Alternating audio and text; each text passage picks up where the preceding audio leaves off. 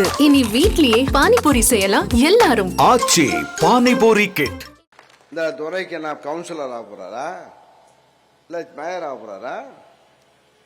அவருக்கு காலம் காடு வாங்குது, வீடு போங்குது. இருந்தாலும் அந்த உணர்வு, அந்த மஞ்சத்துண்டு கலைஞர் அவர்கள் மஞ்சத்துண்டை போட்டு எப்படி அந்த உணர்ச்சியை விட்ற அந்த உணர்ச்சியுடன் கிட்டத்தட்ட 80-90 வயசு 90 எவ்வளோ வயசு ஆகுது? 82 வயசில் இப்போ எழுச்சியாக கருப்பு சேப்பு கைத்தடியிலையும் கருப்பு சேப்பு அதை எல்லா பேரும் பார்த்தீங்கன்னா கைத்தட்டாலும் உணர்ந்து கைத்தட்டலும் மூட மாட்டாயா விசில் அடித்தான். இப்போல்லாம் நம்மளும் விசில் அடித்தானுப்பா. விசில் அடித்தான் கொஞ்சம்லாம் இப்போ பார்த்தா இப்போ அது புது கம்பெனியாக உட்காந்துருக்கு.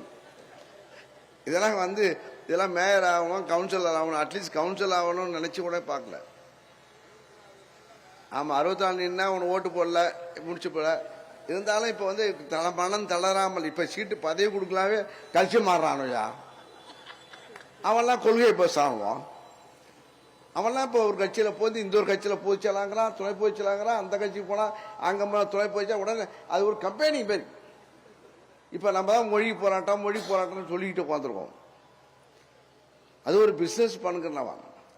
இருந்தாலும் அந்த தமிழன உணர்வு ஆக போராடக்கூடிய குணமுள்ள தொண்டர்கள் கொண்ட இயக்கம் திராவிடம் முன்னேற்ற கழகம். அதை எவனே அழிக்க போறாங்களாம், மாற்ற போறாங்களாம், ஒரு நாள்லேயே மாற்ற போறாங்களாம். இதெல்லாம் இந்தி எதிர்ப்பு போராட்டம், மொழி போராட்டம். நானே கூட நாற்பது இந்தி சட்ட எதிர்ப்பு போராட்டத்தில் 48 நாள் உள்ள இருந்து வரோம் கடலூர் ஜெயிலில். யாரா கடலூர் ஜெயிலில் உள்ள சட்ட எதிர்ப்பு போராட்டத்தை வந்தவன் கை தூக்கு துறை சட்ட எதிர்ப்பு போராட்டத்தை வந்தாங்க. ராஜாவோட வரலாம் அடிக்கிறாங்க. அப்போ தங்கராசு வந்தார்.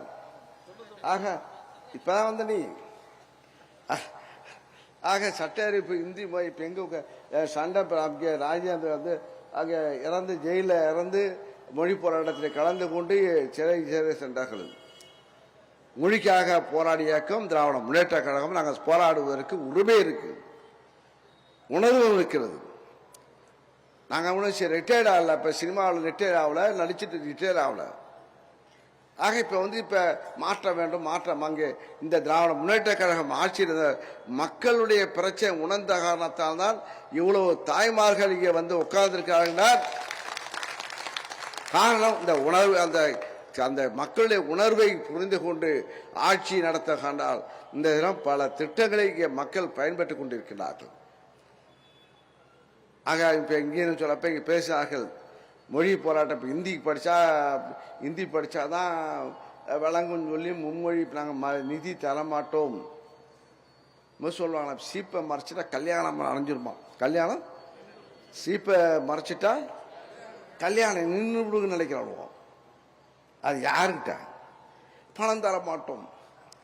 இது கூட கமெண்ட் அடிக்கலாம். விளையாட்டுமா சீப்பு விளையாடுற மாதிரி. அதேமாதிரி சீப்பை மறைக்கிறான்ப்பா. சீப்பை மறைக்கிறானா பணம் கொடுக்க மாட்டேதான். ஆக நாங்கள் திட்டம் போட முடியலையா? நம்மளை பார்த்து தான் இப்போ காப்பி அடிக்கின்றான் மற்ற மாநிலத்தை.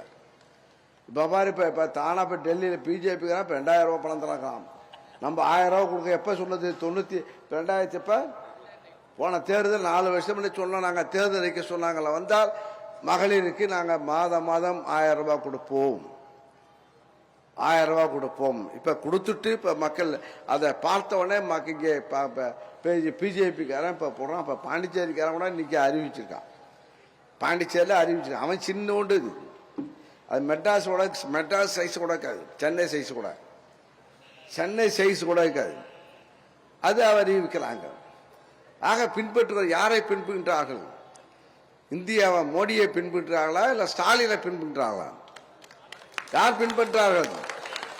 இப்ப ஸ்டாலினை பின்பற்றுகிற காலம் வந்து போச்சு. இப்ப ஸ்டாலினை பின்பற்றுகிற காலம். மோடி மோடி வாயாலே வடை சொல்லுவார்.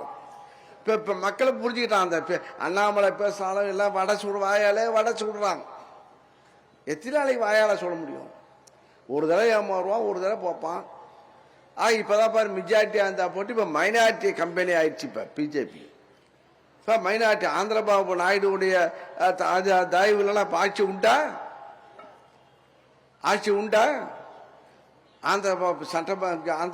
அங்கே சந்திரபாபு நாயுடைய சப்போர்ட் இல்லைன்னா முடியுமா? இப்போ அவங்களுக்கு இப்போ சொரணை வரணும். இப்போ ஏன்னா அவங்களுக்கு இப்போ ஸ்டேட்டு குறையும், அவங்களுடைய நாடாளுமன்ற உறுப்பினருடைய எண்ணிக்கை குறையும். இனி வீட்லயே பானிபூரி செய்யலாம் எல்லாரும். ஆச்சி பானிபூரி கிட். செய்திகளை உடனுக்குடனும் துல்லியமாகவும் தெரிந்து கொள்ள சப்ஸ்கிரைப் பண்ணுங்க.